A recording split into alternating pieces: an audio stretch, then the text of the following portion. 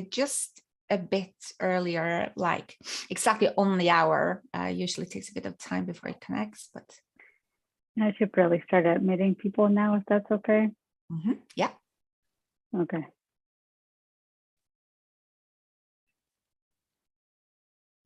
We are live.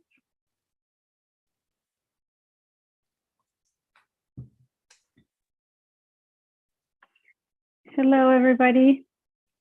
Welcome to our Lean in Equity and Sustainability event. We're going to be live at the same time as the Zoom meeting, so really look forward to good attendance. We are talking about a really important topic today on menopause and how we can lead through it.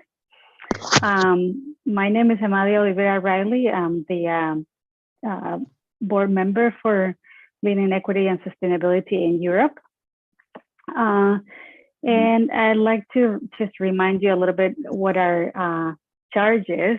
So our charter is to empower, elevate, and provide exposure to the many talented women in the energy sector and also working in sustainability.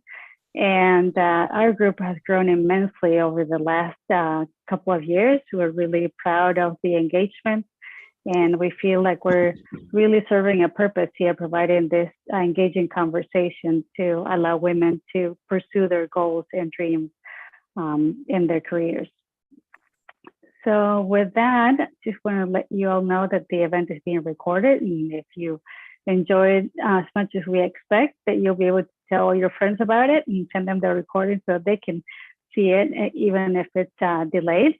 And please reminding everyone to mute yourselves so that we can get started. Let me introduce our host today. Is going to be Rita Hausken.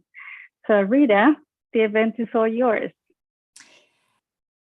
Thank you, thank you, thank you so much, Amalia. And my goodness, this is so exciting. I want to say this is an event that we have been looking forward to very much. And again, I want to welcome everyone to Lean in Equity and Sustainability in this joint event with the Collaborators UK, founded by Rita Dayal, who is also with us on the panel today.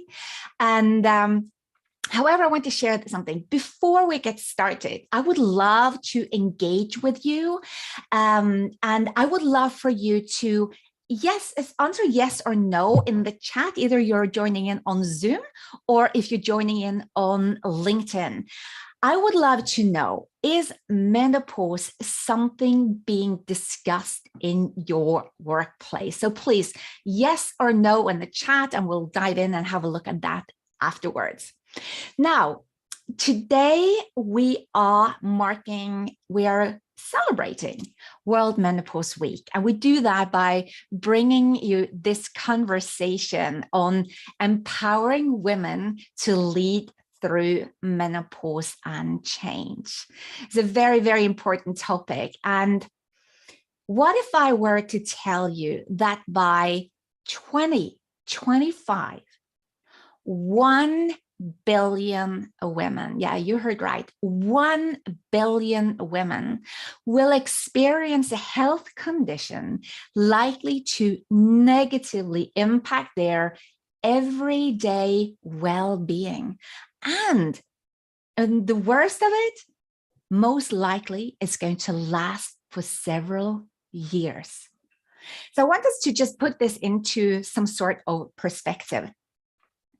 That's almost double the reported global cases of COVID-19. And in a matter of less than 3 years, we have become almost experts, I'm sure, well-educated in that specific health problem. And it's only been around for 3 years. Now, the significant lack of awareness and consequent action around the inevitable menopause and the impact menopause will have directly and indirectly on a significant portion of the global population is a mystery. It's shocking to know how little awareness we have on this topic. Think about this. 1 in 10 women in menopause leave their job because of their symptoms. That's important to know. So we have decided to come together today to create some awareness, addressing questions such as, why is this conversation happening now? I mean, seriously, menopause has been around for as long as we've been walking this earth. What are the challenges women in menopause face, and how does it impact work? What about when going through a divorce? What impact can menopause have on the outcome and the entire procedure when you're going through that? But we're also going to look at what can be an opportunity in the menopause and identify what are they. And lastly, another very important topic that we will dive in on is, why is it so important that organizations raise awareness on menopause? Because this impacts the workplace as well. So I really invite you all to engage in the conversation. And what we're going to do is, we also, by the end of this conversation, and I think, Amalia, you can start sharing it immediately. We're going to have use the opportunity to do some research as well. So we're going to send a link for a poll, and we're going to use this information because we're going to continue this conversation, but we're going to continue this conversation in a safe space. It's not going to be live. It's not going to be recorded, because we know that we need a place where we can engage in a safe environment. And if you are interested in participating in that conversation as well, and maybe see how you can get help and how you can support also inside your organization, please ensure that you participate and click on that survey and leave your details. So with that, I want to introduce the panel, and I'm going to read because I can't remember it all. Now, first of all, we have Farhana Shahzadi. She is a director, a family law solicitor, collaborative lawyer, and mediator at Family Law Partners. She is ranked in Legal 500 as practiced. She is ranked in Legal 500 and has practiced for over 20 years, dealing with divorce, financial, and children matters. Now, in 2022, Farhana founded the Family Law Menopause Project with the aim of raising awareness amongst the family law community of the significant impact of menopause on many women, so that family lawyers can ensure that their client care and advice is attuned and reflective of, because this is an important issue and it affects so many women and their families. So welcome, Farhana. Jill, hello, Jill Connolly, Operations Director within Overdales. Jill has worked in the credit industry for over 26 years. Currently, she is leading a project to increase awareness on menopause within her organization. Overdale is about to become, and this, I find this so really interesting, is about to become an accredited menopause organization. So pay attention to what also Jill has to share here, because I think there is so much importance in what she can bring up. Then welcome Toril Bow. Toril runs menopause empowerment programs and workshops for individuals and organizations and companies. She focuses on menopause policies, and most importantly, she's an expert in going through the menopause and juggling life and emotions in a busy day-to-day life. She comes with a 25 years experience in corporate, which until now, most have been with focus on the maritime industry. Now, last but not least, Rina Dayal, hello. Rina brings to the conversation an uplifting angle based on her multi-sector experience of 22 years as global corporate HR leader in FTSE 500. In addition, She has 8 years as founder of the Collaborators UK. She is a published author and is a certified specialist in neuroscience from MIT Sloan, a Gallup Strength coach, and a master practitioner of the Energy Leadership Index. Amongst many programs that she's running, she has one called Shapers and Shifters, which basically is leading through transition and change women in menopause empowerment program. So we all have a panel here very much engaged in the menopause, and we also are quite experienced in the field from our own lives. So I want to say welcome, everyone. Welcome, and thank you so much for giving us your time. And I am curious just to dive in quickly to see what is the answer in the chat. Let me see. Yes, I see answers. No, no. Somebody says yes, there is an awareness. No, no, no, no, no. Yes. No, no, no, no, no. Yes. We see the majority here are saying no. Luckily, we have a few yeses as well. Now, the majority are no's. And I want to just hand it over to you, Rina.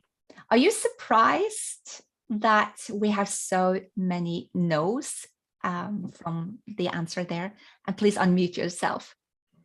Thank you, Rita. It's absolutely a joy to be here. But before I answer that very good question of yours, can I just take a moment to echo back my thanks to Lean In Equity and Sustainability for being just absolute brilliant partners on this journey. And a special shout out to Lame Vare, who's your co-founder, who did a very important thing. She just didn't hear, she took action when I reached out to her. So well done to her for that, and thank you for that as well. Now, I've had the joy of saying a quick hello to all the panelists before the event started. So can I just steal a moment to say hello to everyone who's joined us?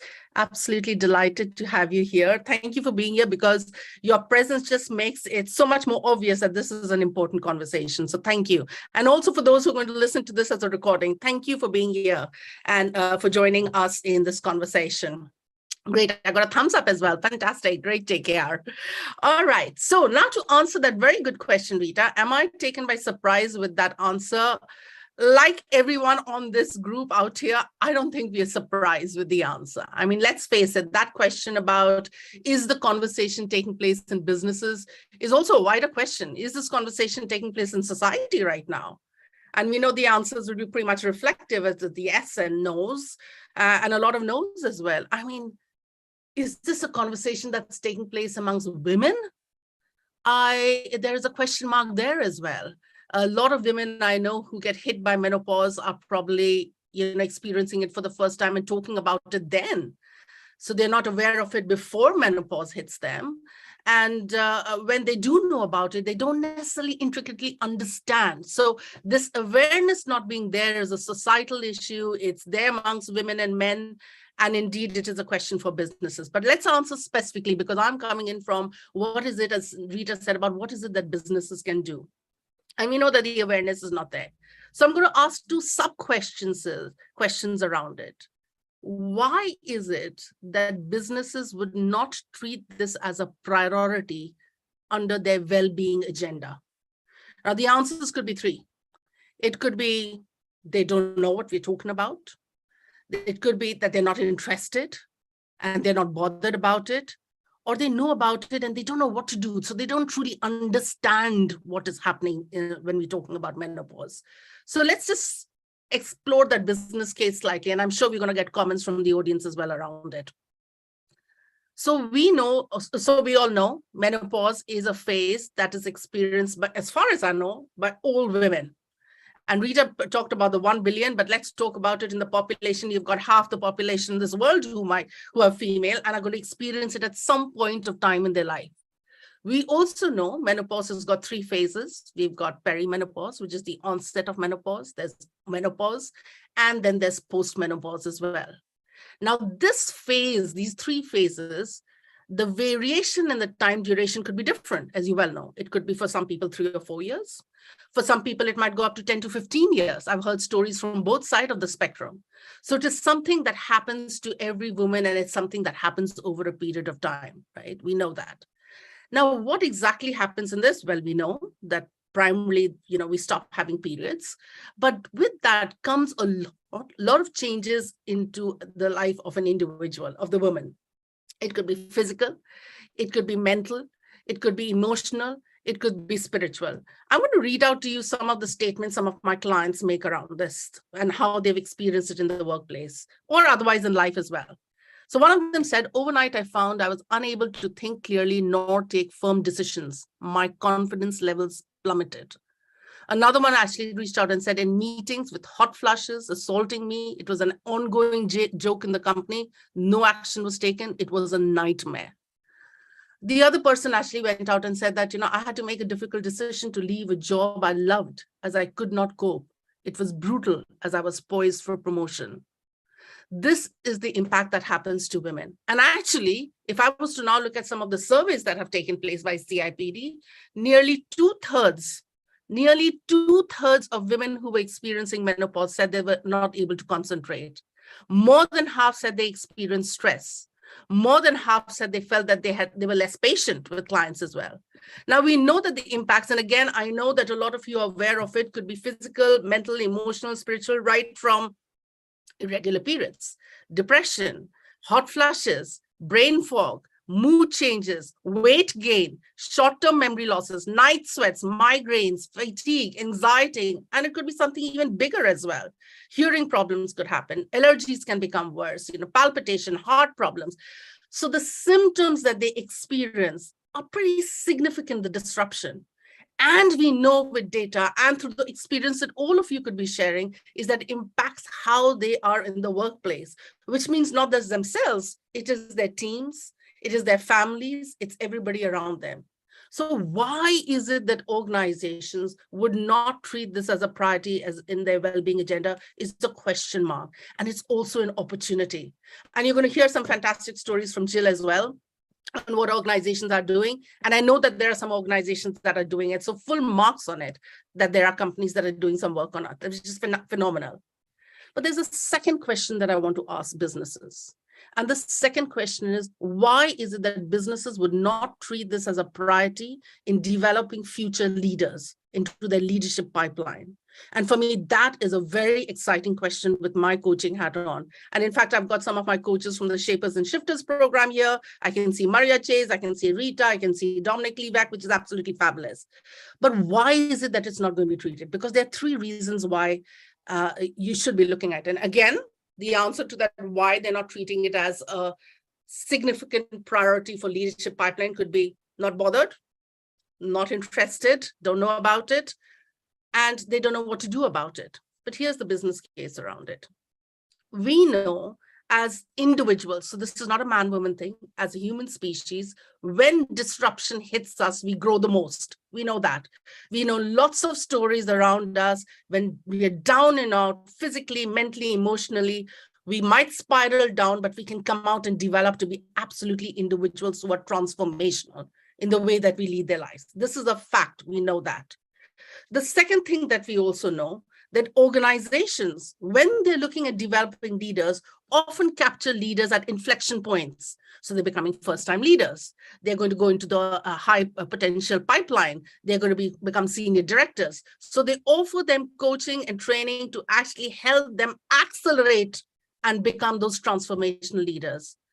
My submission and invitation is, why would you not look at this talent segment and offer them some leadership coaching and support that could really empower them to become transformational leaders? And the business case for that is very, very strong. Rita talked about people leaving. 1 in 10 women who are leaving the organizations.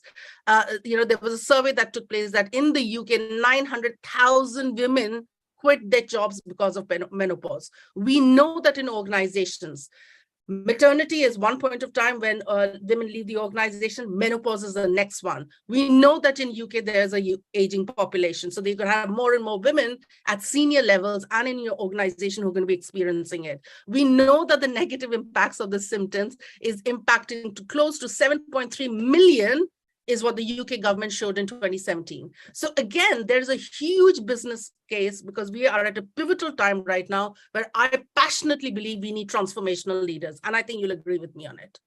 Why would we not look at this talent segment and really nurture them and empower them, because they are experiencing a disruption which could help them pivot. And it's an inflection point that could help you create future leaders. So I think I'm going to stop there for the moment, Rita, with that message, and I'm going to come back with my message for women later on. But let me pause there and listen to the other panelists. Yeah, great. Thank you so much, Rina. And I want to just move over to you, Choral, because I'm really curious, why is this conversation happening now? I mean, menopause has been around forever, but now it's really becoming impactful and important. So tell me why. Share. Yeah, that's a really good question, Rita. And the main reason, I believe, is that it's the fastest women going through, or people going through the menopause, is the fastest growing demographic in the workforce. That's the number one reason, I think. And it's also that women are now working longer, we are living longer, we are more active in society. You know, we have a lot more to, well, not a lot more to contribute, but we are more active generally, I believe. And so for the organization to not look at this is a huge loss of opportunity. I think it was the official the national statistics in the UK came out with some figures recently that it's costing, in the UK, it's costing 14 million working days a year. That's a huge loss. And so if companies are serious about diversity and inclusion, this is an area that you have to look at. I mean, talking from my personal experience, I was 42 when I hit the perimenopause. Little did I know that there was something called the perimenopause at the time, firstly, but also at the time, I don't believe I'd ever heard of a menopause policy. So a lot has changed, which is really positive, but there's still a huge amount of work to be done. And we could see it even in the chat from everyone who said here, they don't talk about the menopause in the workplace. I happened also at the time when I first discovered that I was going through the menopause. I was also going through divorce, which we will talk about later in this conversation, which I think tends, you know, there are life changes at this stage of our lives. And if we as women or companies are not informed, made aware and prepared for what's going to happen to us, it's going to be very tricky. It is very tricky and much more challenging than it can be. So there's great opportunities there for companies to, in a simple way, actually implementing policies, but not just a piece of paper, a document, but actually bringing this awareness to the whole company. So like Rina was saying as well, this experience that can feel such a lonely experience is a collective one. And by that, I mean, not just for the company, but also what happens outside the company in your family life, your partnership life, your children, etc. So there is a huge opportunity when you look at wanting to retain and attract female leaders at this stage. And I think, you know, when you think about women who leave their work, 1 in 10, then leaving their jobs, which is so sad and so unnecessary. I think when you are hit with hot flushes, overwhelm or whatever, and you leave your career, it's such a loss. And actually, if we can come to a place where we see this as the second spring, if you like, which I really like, I like that phrase, but at least a second chance or a second stage of your life where you can change things, you can grow, and you can do different things differently to what you did before. So it's really, really positive that this is being looked at. And I think the UK seems to be at the very forefront. There's been some amazing women out there campaigning and talking about it, which obviously also really helps. I know that the conversation is slowly opening also in Scandinavia and other parts of the world, which is, yeah, very, very, very good to see.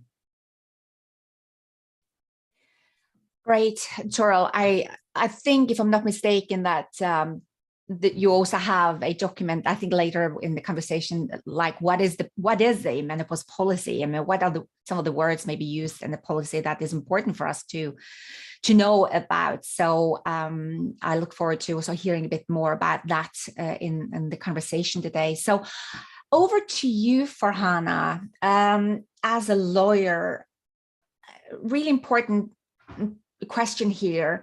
How does menopause impact clients as a part of the divorce journey?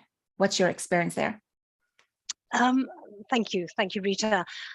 I think for clients, as with a lot of women on this panel and as per our discussion, there's a general knowledge gap, there's ignorance, and that has been my view, particularly within the legal sector.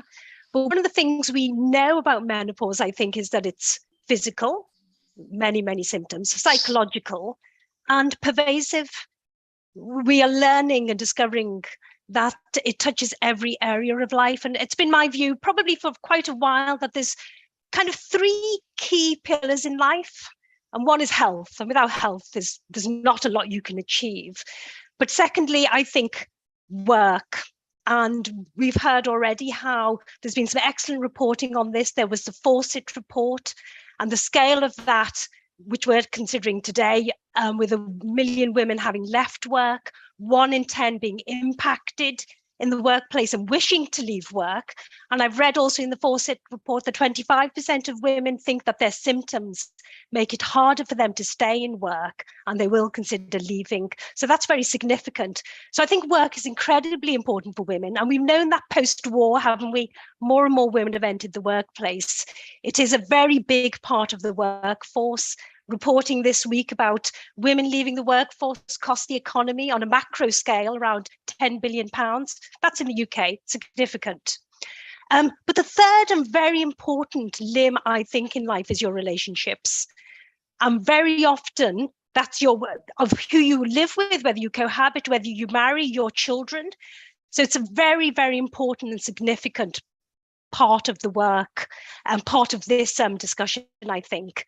But what I realized as family lawyers is that family lawyers haven't been talking about it. It's not part of the consideration. It's not part of statute. There is absolutely no cases where menopause has been factored in, anecdotally or otherwise. And so I wanted to investigate this, and that has been the nature of my work, to conduct a study to see what's happening and what are lawyers doing about it. So I did a small scale study earlier this year to ask lawyers whether they were discussing it with clients. 81% of lawyers said they weren't, and they didn't think the clients would discuss it with them, which I think is very concerning. And alongside that, 65% of lawyers believe, and I think it's right, that it financially prejudices their female clients in particular if you don't discuss it with them. And I'll come back to that point in a moment. But taking that particular research, I realized it would be really important to ask clients what they think. And, in truth, it was largely wives who contributed to my second survey, but you may have seen some reporting this week. It did hit the newsstands, and I think it was a really important piece of research. And what we discovered is that 73% of women report that their marital breakdown is due to menopause or is a major contributing factor. I mean, that's 7 out of 10 women. Now, to put into perspective, not saying all marriages, only 42% of marriages fail. And we're not saying that all 42% are impacted by menopause. What we're saying is that between 45 to 55, which actually represents 60% of all marital breakdown, 7 out of 10 women say it's due to menopause. That is huge, bearing in mind how important people's relationships are. Alongside that particular survey result, I wanted to tell you about some of the others because I think they're significant. That 73% of those women felt that menopause contributed to an imbalance of power in their relationships with their spouse. And that for 67%, there was an increase of domestic abuse and violence, which included gaslighting. And I think gaslighting is a big problem. in relationships and in workplaces. And one of the fear I think women have had is that they don't want to discuss it with their employers because they fear they will be minimized. And actually, the truth is a lot of women are minimized. And so we see an absence of women post 50 holding senior positions in workplaces. And I sometimes look around me to see what my female lawyer cohort is doing. And it's probably fair to say you don't see a lot of older female lawyers. I'm not saying none, but I'm saying fewer. And what I also notice is that many female lawyers make decisions which take them out of main practice into offshoots. So they may do some self-employment, they may do some consultancy, they may focus their litigation practice on dispute resolution instead. But going back to the survey results, there was a significant portion of women who said that they find litigation and court work very, very difficult. But that's no surprise, really, if you think about it. They're having to deal with complex legal arguments. They're having to deal with hostile correspondence, which is coming in from the other party or their spouse. They're dealing with deadlines, completing forms, remembering facts. It makes it very difficult for clients. And I think two things happen. What I've noticed in practice is two things happen. Either the client abdicates responsibility and hands over the case to the lawyer to run it, which is not great, actually. Or secondly, they don't participate or communicate very well, or they give up. And I'm really interested in the giving up aspect, because I think for a lot of women, it's led to financial disadvantage. And a lot of my work has been focused on the microfinances. How do these wives deal with the financial position on marital breakdown? And I don't want to go into the kind of the detail because it may be a little bit dull when it comes to law, but there is a very, very strong presumption that women should be financially independent. That has to be right. But as we see with the workplace situation, many women leave work. But the big headline is 1 in 10 women leave work. The small headline actually is that many women reduce their hours, go part-time, 0-hour contracts, just about hang on. And actually it's that because they have a much smaller income at that point, it means they can't save into pension. They can't have savings. So in retirement, it's passporting into poverty as well. And that's a big worry, I think. So there's been some brilliant reporting done by Deborah Price of Manchester University. And she says between that kind of 55 to 64 age gap, women's pension is 1/5 of men's pension. And they become more reliant on state benefits. And I think that is incredibly worrying and something that I think family lawyers can help to address. So I want to be part of the movement of being a family lawyer who wants to talk to my client, consider the financial aspects with them, and to build a case appropriately around that. So it's a big job, but it's one that I think is very, very worthwhile. Yeah, thank you so much, Farhana. There's so much into what you're sharing with us today. And I'm glad to say that we've just started this conversation today, and it's an ongoing conversation into the future in like I said, safe spaces as well. I want to move over to you, Jill, here, because now we're also talking about organizations. So one thing is happening for women and for the family, and what about organizations, and why is it so important that organizations raise awareness on menopause, Jill? Thank you, Rita. Good morning, everybody. Yes, I think personally it came to light with me probably about 2 years ago, and I was suffering with anxiety and a number of different symptoms, and I thought, well, where do I actually go for support within our organisation? And I just felt a bit lonely. I didn't really know where to go. Luckily, I've got some incredible colleagues in HR, really supportive. And we ended up creating a women's leadership forum.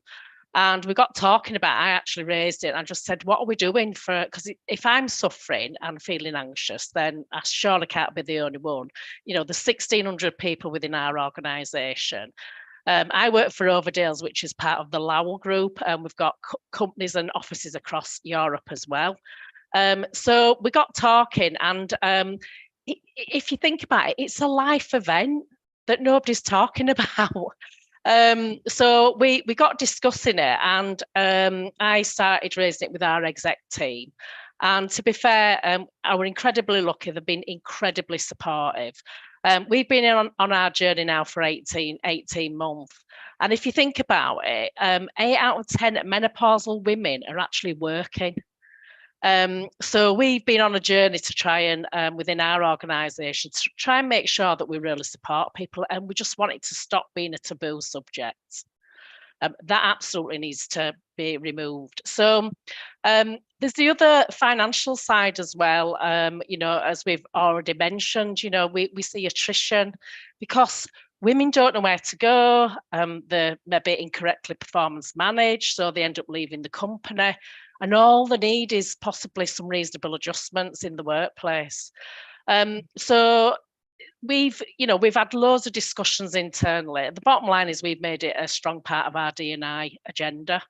It's very much in our culture now. Nobody's afraid to talk about it. We've done masses of training over the last 18 months. All our people leaders, some of them are still going through it, but over the last 12 months, we've really encouraged people to attend some leadership training that we've done around it. And we've got an all-employee session as well, where anybody can attend. But the bottom line is like I say, it's a life event. So why are we not talking about it? And that's what we've really tried to bring to within our organisation.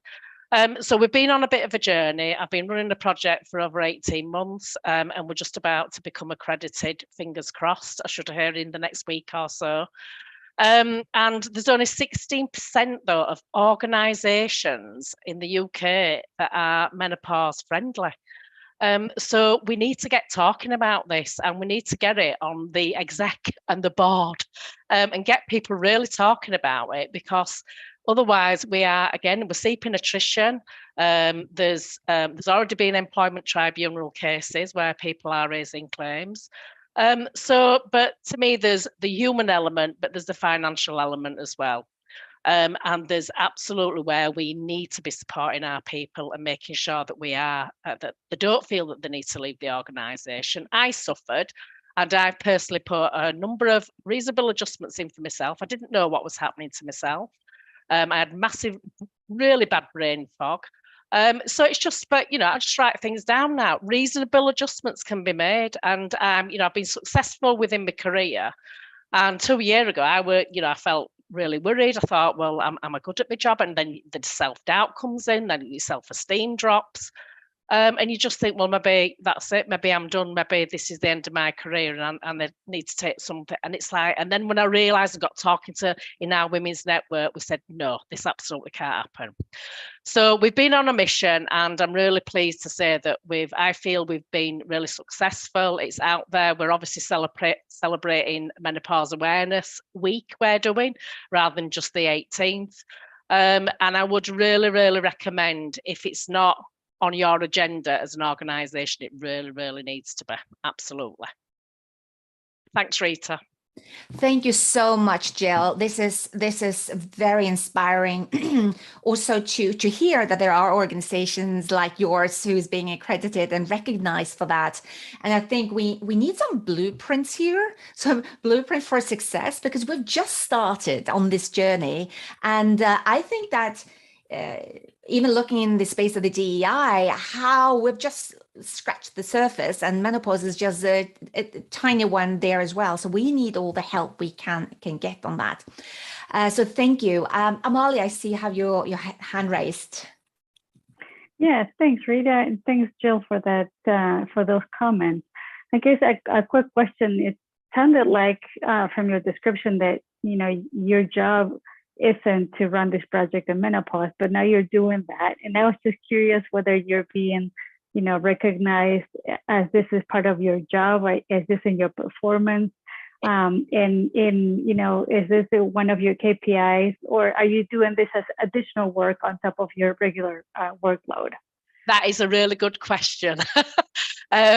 So I think the way I describe it, probably, certainly for the first few months, I would class it as side of desk. It was something that I was doing in conjunction with my current role. But Yeah, absolutely. But what I've done now is it's absolutely recognised. I'm not employed. My job is I'm operations director for a law firm, for Overdales, but it's very much recognised, and I have actually been supported in terms of having capacity to make sure that I continue with this project. I think that's the key thing. I get the support. So while what we're now doing is we're now looking as we enter into next year is how we make this BAU. So we've arguably done the projects, but it's like, how does this now just form part of our culture? So that's the next stage for us, but absolutely being supported throughout.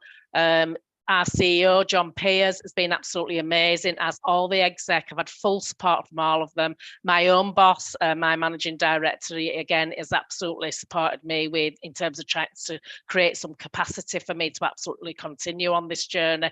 So I've had full support, but in answer to your original question, it probably did start side of desk. But it's been a wonderful journey, and I've had a lot of support. Great question there, Amalia. And also, if anyone else has a burning desire to ask questions, just pop on. We'll go on camera or bring it in the chat. Just want to make sure that everyone is really included here because it's so important. Now, from this conversation, I am a bit curious as to the arena of organizations. And I just want to bring this question to you, Toril, when it comes to policies as well, because we do see there are more and more organizations that is creating policies. And why is it important for an organization to maybe look at it with a policy mindset? But what is even more important than just having a policy? Well, yeah, I think Joe just summed it up really, really nicely. And what comes to my mind is to go from having that stigma around the conversation to make it mainstream within the organization, so that the word menopause has no longer any raised eyebrows or silence when you mention it. So the reason why it's so important is obviously you want to include everyone. You want to have an inclusive organization. I think more and more in the future, it's going to be vital to have this, to attract younger and older talent. So that for me is really, really important. But it's more than having a policy. It's actually being active and proactive and including everybody. So it's not just the people going through the menopause who are included, but it's everybody, young and old, and men and female, everyone. Because this is impacting absolutely everyone. So even if you are a woman or if you are somebody who doesn't go through or have severe symptoms yourself, you want to have people understanding what your colleagues are going through. So that's really, really important. Also, as I started talking about the loss of working days and the amount of money lost for organizations who choose not to do this are vast. So it's really important from a financial perspective as well. But it's got to come from leadership, and line managers have to be included. It's really important. And that there is a constant sort of easy access to the policy, so that you have support systems that are, you're being reminded what's there and it's easy to find, etc. It's got to be simple and accessible. Yeah. I want to also to bring this further, maybe to you, Rina. It's actually something that Jill brought up, but I would like you and Rina to look at it. What does it mean when you hear menopause-friendly workplace? What shows up for you? I think I'll probably be summarizing some of the points that my panelists have made. One is about, I'm going to draw a parallel to when I moved from India to UK to drive the global diversity strategy for a company. And the first bit, which is really important, it is true in this topic, is awareness building. What is the organization doing to make this conversation a normal part of the conversation? And this includes men as well. Often, I know of companies who might have a menopause awareness conversation and men just don't turn up because they're like, that's awkward. What do we have to talk about it? And I do know one of the people that I am working with says that when we have a men-only conversation, you have a lot of men who turn up because they've got spouses, they've got line managers, they've got people beneath them. So there's something about building up that awareness so that it becomes a normal conversation. Let's think about it. Till a few years ago, when we used to talk about PMS, it was such a taboo subject. But now people have become more equipped about it because we're talking more normally about it, which means talking about the discomfort. So awareness for me is one big chapter which needs a focus. The second, which again Jill has talked about, is what are the processes and frameworks that have been put into place in an organization? So whether it is flexible working, whether it is giving people time out, whether it is having the right kind of support when they have some medical support that they require, some HRT support that they require, helpline around it. So what are the processes and benefits that you're offering to women under this scheme? And remember, doing it for this talent segment also sends a signal to other people who might be experiencing other issues in the workplace. So it has a great cascading effect, and that's an opportunity that one should capitalize on, especially since we know that, as one of my panelists said, a large, 7 out of 10 people might be experiencing this in the workplace. So there's about processes framework. The third, which is an important aspect, is what is the leadership tone around it? So right from board members to senior leaders, and it doesn't mean that they have to be talking about it all the time, but do they at least acknowledge it? And how are they acknowledging it? So I know of some stories whereby some women who might not have experienced menopause and the discomfort behind it at senior levels, who might brush it off, of saying, oh, really? It was so easy for me. So I'm sure everybody else can have it quite easy as well. So it's really what's the language that women are making and men are making at senior levels because they get heard the most. So it's that leadership speak around it as well. And last but not the least, it's about what's the kind of empowerment and support solutions that you're offering women to not only mitigate and minimize the discomfort that they're experiencing in the physical, mental, emotional, spiritual phase, but also, as I mentioned, to use it as an inflection point to then galvanize and move into that next level. And I love that phrase that Toril spoke about, the second spring. In Eastern mythology, and especially from Ayurvedic angle, I come from India, so I'm bringing that angle in as well, it's about saying the transition phase, which really starts defining your next chapter. So really being able to pivot on that, I think, so for me, broadly, it's those 4 elements, which might be quite an interesting one, because then you start engaging the entire population into a collective. Yeah, thank you so much there, Reina. And I think a lot of the things that everyone has been talking about today also goes back to something that I want to ask you, Farhana, about, because you're focusing on family law. So the question, what can family lawyers do better to help their clients? I believe that your answer to that is also very interesting for other people in general, because it goes for all of us. So what do you think about that?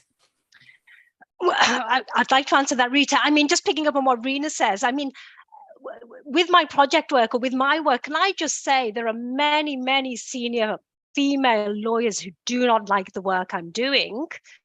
And I think what they don't appreciate is people flagging up vulnerabilities and difficulties because they feel as though that perhaps their work is substandard, or it means signaling to other senior stakeholders that there might be a problem here. And I really do think this is a significant issue for senior women in lots of workplaces, for all women, in fact. So I know I definitely have critics. I'm sure we all have critics in part. And the other thing, actually, which is maybe taking up Reena's point, is that I think it's so important that this doesn't just become a topic for the middle classes and for, some professional elites. Because actually, probably many of us on this panel today, we probably do know how to look at the research, access the HRT, pay for some of the private interventions that would really assist us. I'm very, very conscious of the fact that many of my clients do not have the knowledge or access to that information. I'm very aware that I hold a pivotal position in signposting to my clients, which goes really to your question, Rita. What can family lawyers do?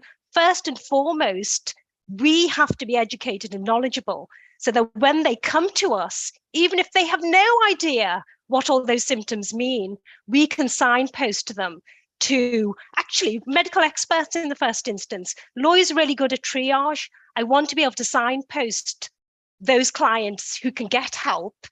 And then I need to ensure as a family lawyer that the process I provide, the service I provide, is fit for purpose for them in view of their menopause symptoms or their perimenopause, so that I make sure that I deliver arguments or I deliver legal concepts in a way that's digestible, that I build in time frames for them, that I am patient, that I advocate well, that I try and find out what their financial pressure points are. So actually, it's a revolution, really. It's a new way of working and thinking, which is fundamental. Divorce clients are always going to present to us. Marriages will always fail. I'd love to say to everyone that marriages will succeed because we can make sure many of those women get HRT, but it's not as simple as that. I mean, the other thing I would like to say as a family lawyer is that it's not just women in menopause, it's marriages in menopause. Everyone's impacted. The survey shows that 80% of women recognize that their children and their families are impacted. Men are impacted. I act for many, many male clients, and I need to show sensitivity to them so I can also talk about those issues that might be impacting their wife. So I think there is so much work to do in this space. But, you know, there's real energy. It's good to have these conversations. And I think it's very multidisciplinary as well. I'm a lawyer who'll need to work with doctors, with coaches, counselors. Together, we can make that difference, I think. So maybe a question for all on the panel here today. I mean, aren't we really making ourselves as women so vulnerable right now that maybe organizations feel that, oh, this is too much. This is, how many things are we supposed to know about? Like, are we really exposing ourselves right now? I'm curious. Who has a comment on that? I'd love Yes. to. Farhana, you go first. I can Well, see all of you jump in. Okay, Farhana. I merely reflect on, it's not my area, but we see many more menopause discrimination cases now. So women are clearly fragile, vulnerable. I mean, regardless of this conversation, there are many, many women who are discriminated due to menopause and perimenopause. So criticized for poor performance, you know, harangued out of businesses by picking faults which are small without recognizing that they have particular needs. I'm sure for a lot of us, and I'm senior, sometimes work can be like wading through treacle. It's hard. And though for some women, the symptoms are very disabling, for lots of women, it's just jolly hard, isn't it? And, you know, your concentration, brain fog, memory, I can forget things, I have to keep lists. But for some employers or for some senior stakeholders, many of which I'm sure are male, that, you know, it's a stick to beat women with. And I'm very conscious of that. So we're going to see many more menopause discrimination cases within employment law. I'm sure within family law, we're going to see many more cases which are focused and factoring in menopause as well. It's probably the comment I'd wanted to make, Rita. I'd cut you out there. No, I'm going to just build on that because let's face it, I mean, and I'm not completely knowledgeable about this, but I do know that in organizations, you could consider menopause under the Disability Act. And for me, that's actually a little shocking. I'm like, wait a minute. Like, you're now going to call this a disability? Like, give me a break around here. But I quite would like to pick up the point which I was going to make, and I can see my one of my lovely coaches, Maria, has made that point. It's about reframing vulnerability. For God's sake, vulnerability is nothing wrong in it. I know a lot of men who are vulnerable, and full marks to them, and women as well. It's about trying to understand what is that this emotional upheaval that we are going through. You know, we all know about emotional intelligence. It's being aware about what is the intelligence that it is giving me. What is it telling me when I am being vulnerable? What is it alerting me to? And be able to convert that into, so therefore, with that awareness and regulation of it, how can I regulate and make it into something which is my strength? So, and one final point around it, because there's so many points going through my head right now, because it's such a great conversation. I'd really invite our participants our audience to share as well. For me, at the end of the day, it's a choice that women are making. We know from today's conversation and generally that the environment ain't that pro-menopause. There's no awareness. You've got menopause cases that are going to come in. There are people who are going to disenchant you and probably definitely disrupt you in life per se. Take back control. Don't leave it for others. It's about how is it that you can make this the best phase of your life. That is the opportunity and choice that I would really encourage anyone who's listening to the recording, whether it's a man, woman, child, to kind of really take away. Because leaving it for other people and saying you need to change, oh, well, let's begin from here. That's the opportunity really for me. So I'm going to stop right there, Rita, and hand it over for other comments. If I may, Rita. Yes. So just to add to that, it's really important that we don't forget as well that this is a transition. It is not something we are going to live with forever, although postmenopausal will be forever, but in a different capacity. So I think it's really, really important to remember that vulnerability around this is totally fine as long as we are prepared, as you say as well, and educated, then that is okay in most cases. And for those who go through this in a more severe way with severe symptoms, it would be so beneficial if everyone around you are okay to talk about it and okay to listen. But it's a transition. Yeah, thank you so much for speaking up about that, Toril. And I think that's what we're going to go into as well in the conversation is there are opportunities, there are things. And I still want to just have a look at the chat here from Sarah and opening the panel there as well to answer. Is it advised for women to flag that they are menopausal to their managers' teams? Maybe I would like you, Jill, to talk to that. Of course.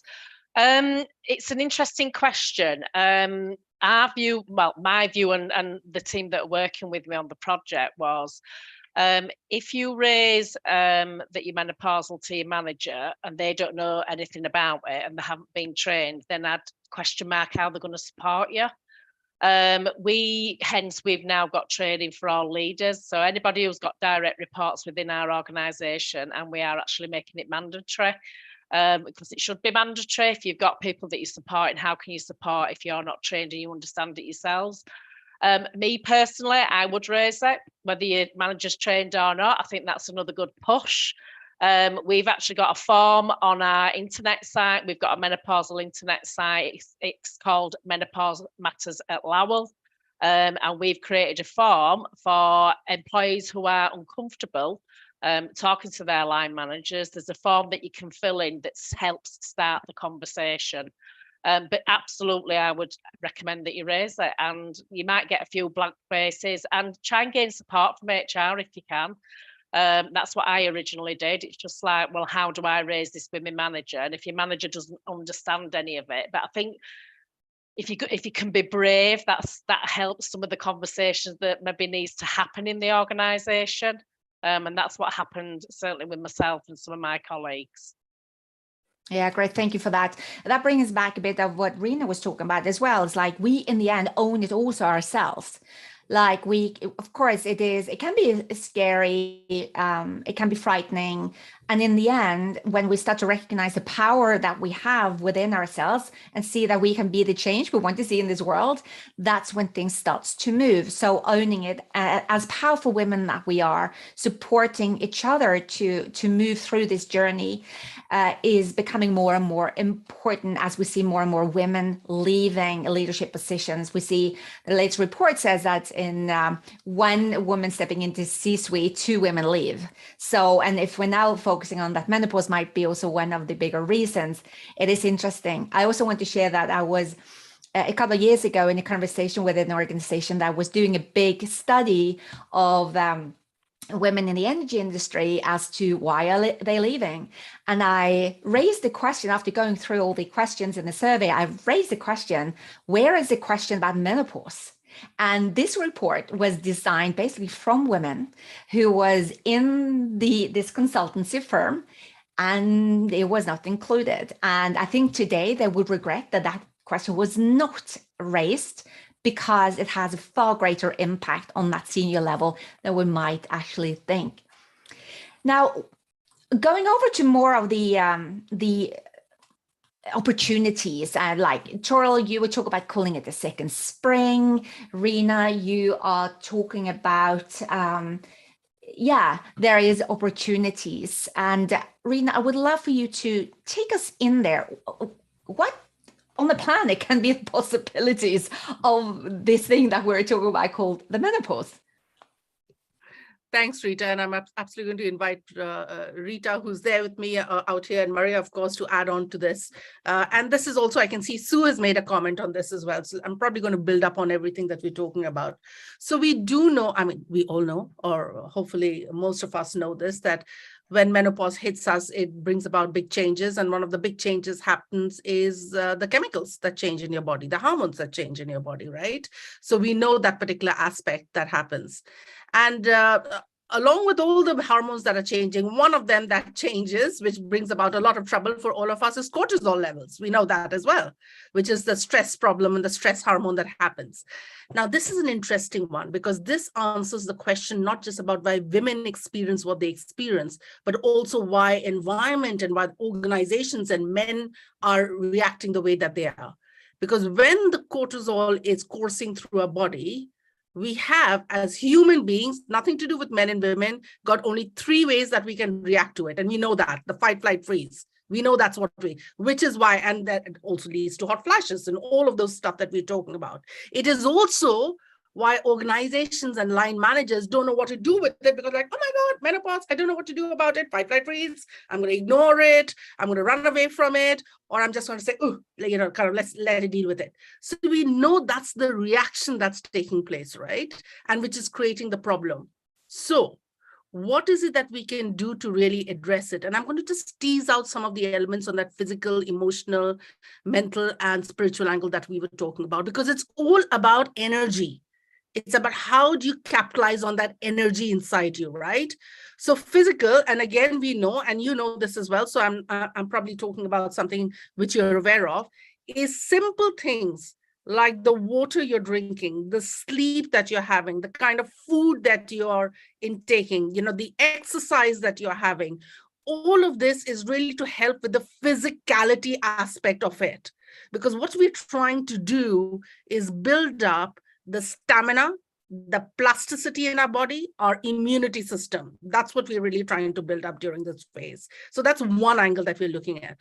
Why is it? And we've got some heartfelt emotions that have been shared in the chat about, what women experience, and one of the beautiful things, I think, so emotions has got such a black label to it.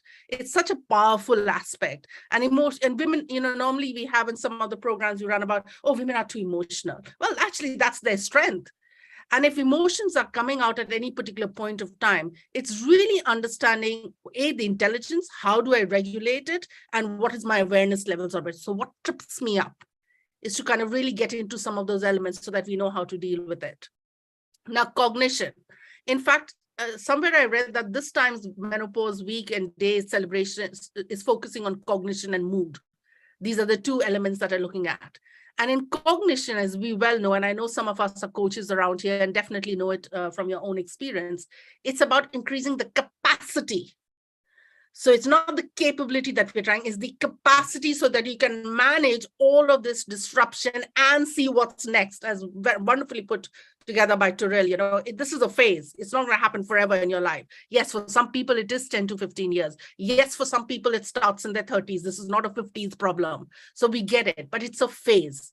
So really being able to work on the cognition skills and ability, because then you can start addressing from the brain fog, the lack of confusion, the confusion that takes place, some of those angles. And last but not the least, which is the really exciting bit for me, often women during this phase are asking this question about what's my bigger purpose in life? What is it that I really want to do? And that for me is a great opportunity to be able to answer that question and explore it, because then that starts pivoting you to a very different realm to lead the life you kind of lead. So probably some of the practical aspects would be around those elements. And when you get these things together is when the quality of relationships start changing. Your financial stability, you're going to start looking at it from a different angle, and some of those other aspects. And that's when you start engaging men and children. I had one of my clients kind of, give this, she just sent me an email of saying, you know what, Rina, one of the big elephants in the room is men and children. No one seems to talk about menopause. And from personal experience, my husband and brother were both frustrated because they knew something is wrong, but I didn't know how to articulate it till I kind of figured out the way to articulate it. And they were desperate to help. So it's about helping ourselves and being able to change the environment as well. So I guess some of those would be my opening thoughts on that, Rita, and I'm sure there would be lots of responses and add-ons to it. I just wanted to chime in, if I may. I mean, because you referred, Rina, to children and families. I mean, I think I absolutely agree. It can be a very, very positive new stage, but I think you have to clear away some of the detritus around you, and I think you do have to find treatments or support. But I think actually, I've read, and I'm sure you'll agree, that estrogen is, if you like, the mummy hormone.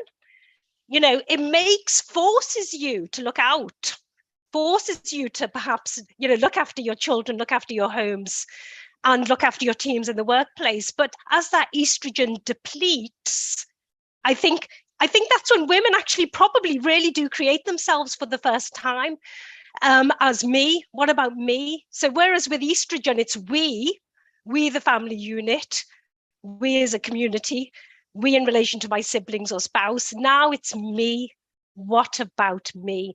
And I think that can be very positive. And I think women can be incredibly creative and forge new pathways that suit them, because it's now suddenly they're looking at themselves now, aren't they?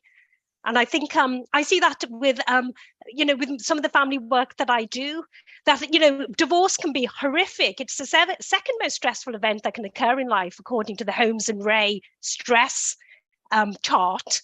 But I think lots of women can arise from it. I'm not going to say like a phoenix out of the flames, because I think that's possibly naive. But I think women are resilient. They can rebuild, and they do rebuild.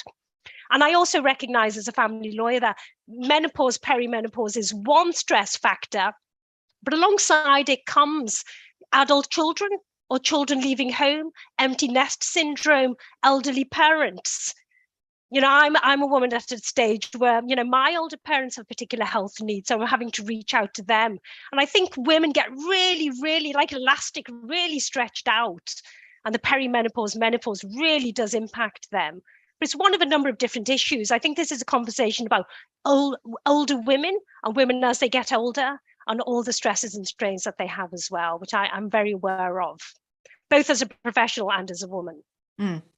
Thank you so much, Farhana. And there are so many elements that we get to look at. And I think one of the key things showing up here as well is that when we understand that it's time to stop trying to fit into a box, but it's actually to look what fits into me as well. And we start to understand, what do I feel? What's my emotions? Getting aware of where I am.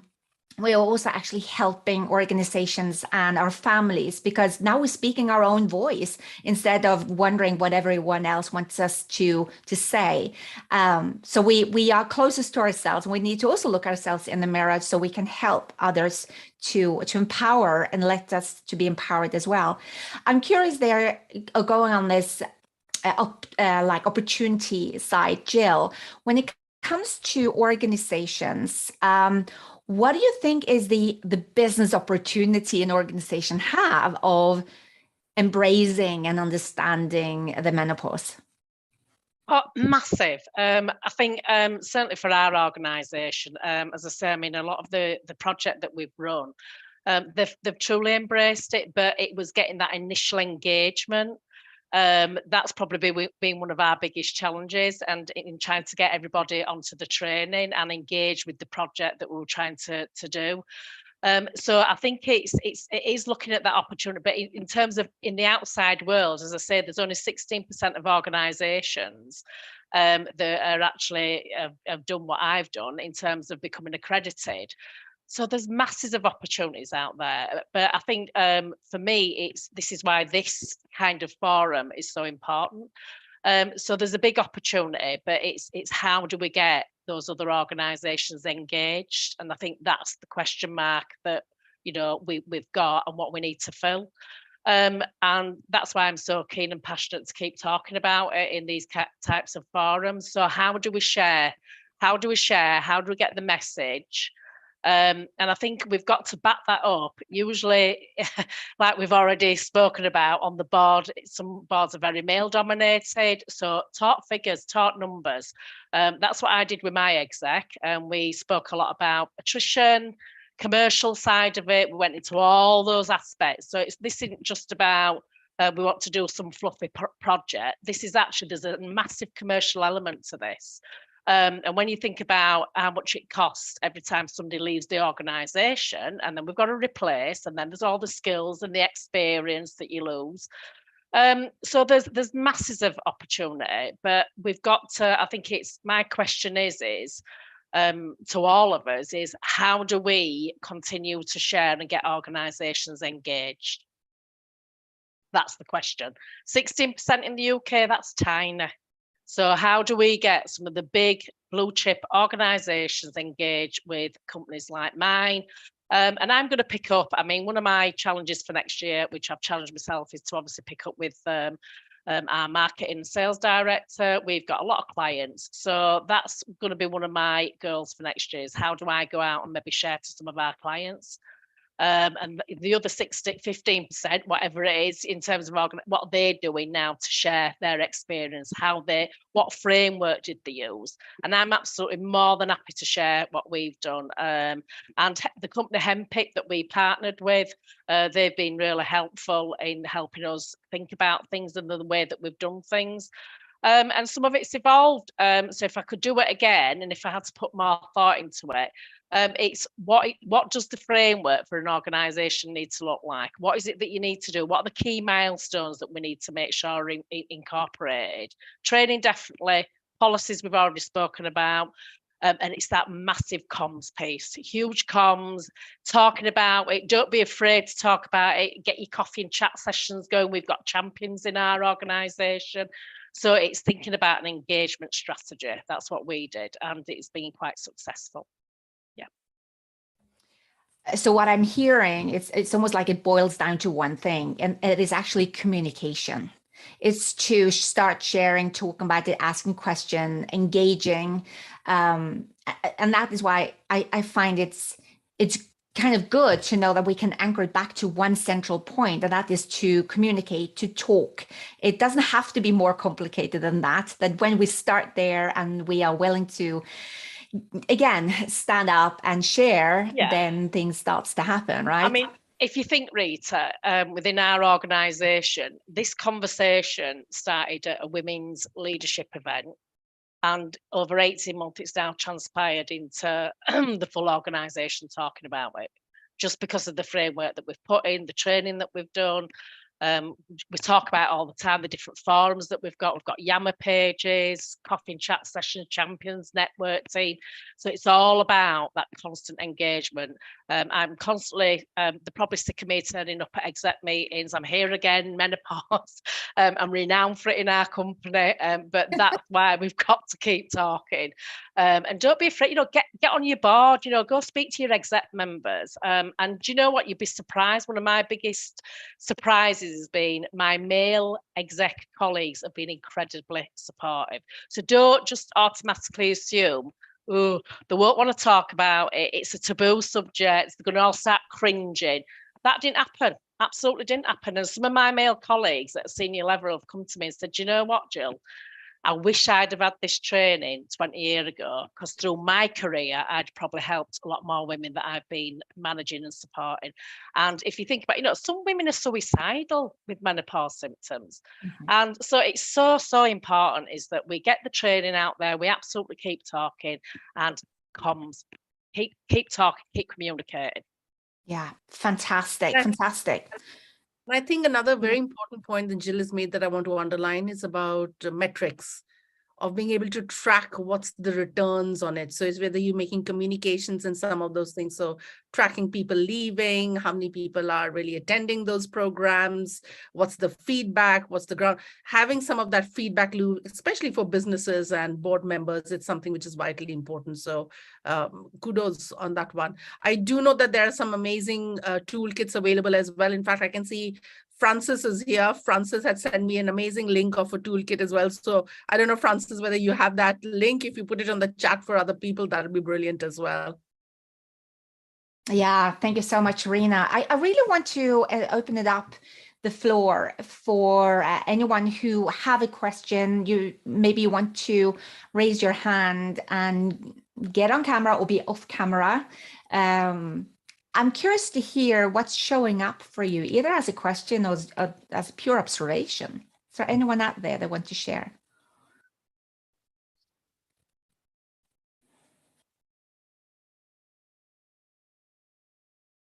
Amalia. Yeah, I'll kick that off. I guess one question I have for the panel is, we talked about this being a period of transformation and it's a phase. And so how can we be explicit as to the benefit to retain women through this phase? Because what comes out on the other side has really important business value as much as anything else, right? But in terms of focusing on the business value of the equation to, help the organizations think that it is important to keep women through the whole phase and out, because there's that treasure at the end of the road. Can you come up with any examples or, any ways to kind of focus the conversation on that? I think for me, if you don't mind me interjecting here, I think for me, we have lost women in our organisation, and there was a lady, just as we started on this journey, there was a lady who was actually leaving, who actually linked in with myself. And I think I can only go on my own personal experiences, but if you think about, I'm 56 years of age, and the wealth of knowledge and experience, I've worked in the financial services industry for coming up to nearly 30 years. So if I leave, how are you possibly going to replace all that experience, knowledge, skills? So it's not just the commercial element, it's actually look at the skills and experience that you're going to lose from your organization if you don't support somebody like me in a senior position. That's what you're going to lose. So it's difficult to try and articulate that and get that out there, but that's ultimately something else that, we're certainly thinking about that, and we're going to try and look at that. So when we're doing exit interviews, how are you collecting the information that says these are the skills and experience that somebody's leaving, but what am I also losing? Not just the commercial element, but in terms of the skills that they offer to your business. That would be my view.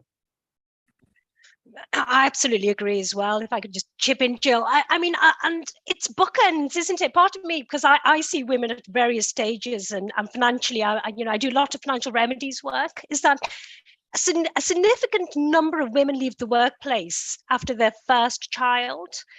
And there are stats around this, and most women leave after their second child.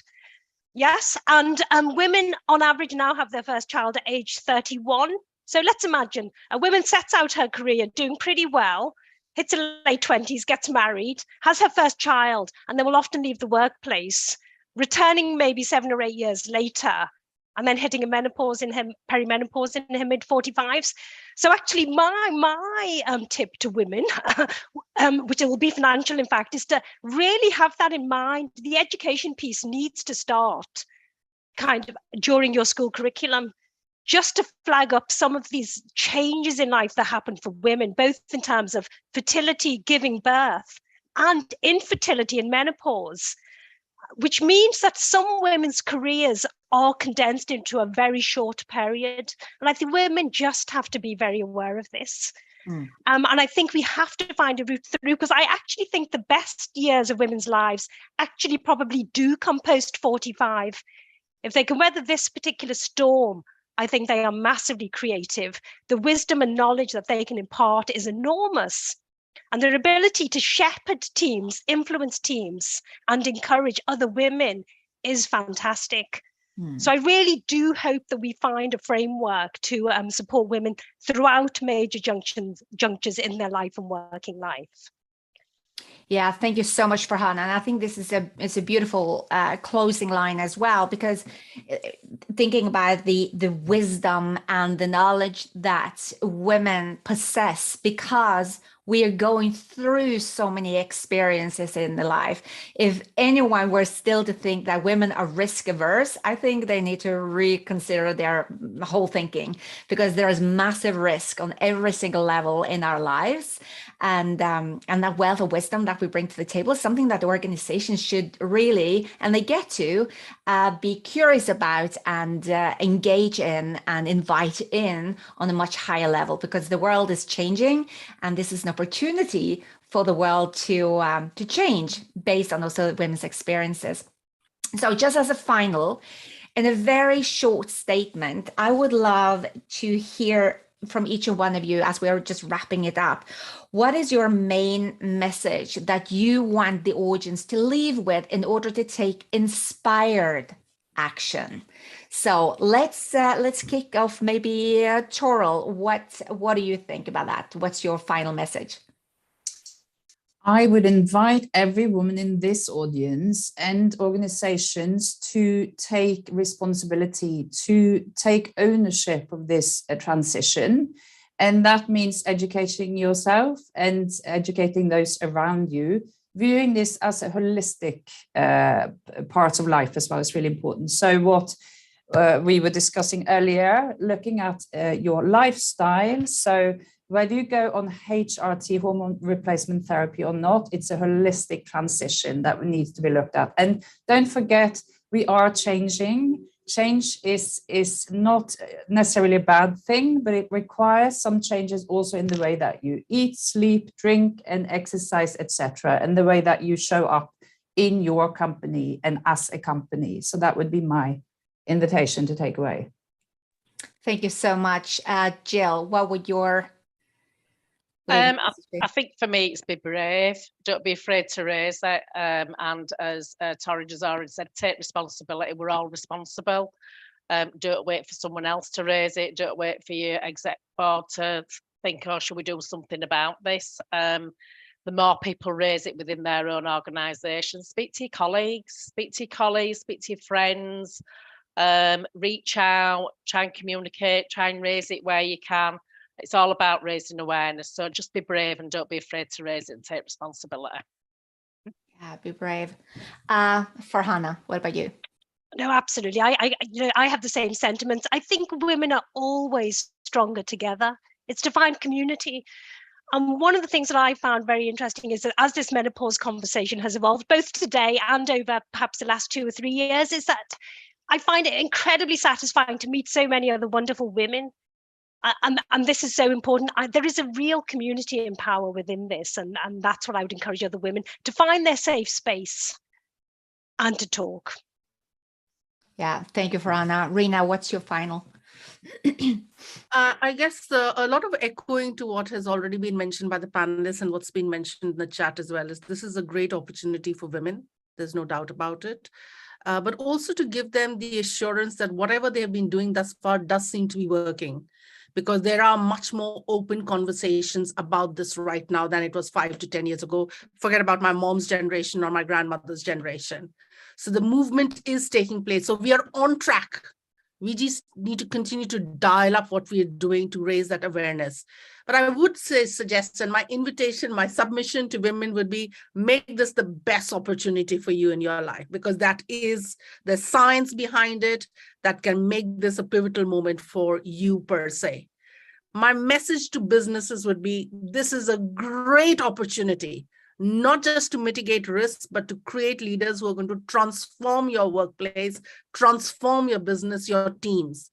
Make the most of this opportunity, because this is something which is right now hidden in plain sight.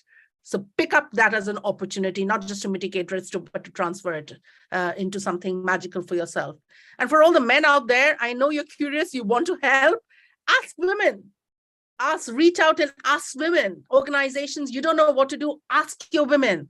They're going to come up with some amazing ideas and be your best partners in kind of collaborating with you. So I guess those 3 messages for me from my side. And thank you so much for today.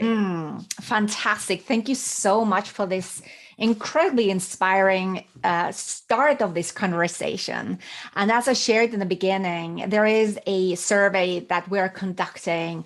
Please, again, find the link to the survey. Maybe, Amalia, if you just post it once more in the chat.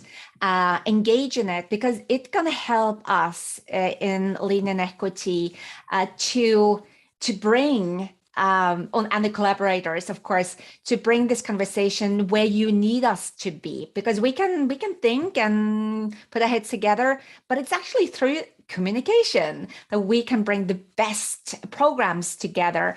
And it's to create the safe space that is the next level of this, to take it behind the scenes. It's just go off recording, of being live, but actually just being in a safe space and communicate about this, because in that we will gain a lot of wisdom. And I have learned so much about the menopause through these conversations, even that I'm in menopause myself. And I thought, well, I'm experiencing it. What can I possibly more to know? But my goodness, I learned so much. And I've also learned things that can really help me live a much better life from a day-to-day basis. So we don't necessarily have to be lingering in all the symptoms. There are actually things that can help us and get out of it if we just know about the house. And there are many, many opportunities out there as well. So with that, I really want to say thank you very much. Ensure that you're signing up, registering on leaninequity.org, sign up on the pages on LinkedIn. And I invite each to connect with the panelists, because the panelists are here to support and they are willingly sharing their wisdom. So again, thank you so much for today. Thanks, Rita. Thanks, everybody. Thanks, Rita. Thanks, everyone. See you later. Thanks, Bye. everyone. Thank you. Take It's been care. wonderful. Thank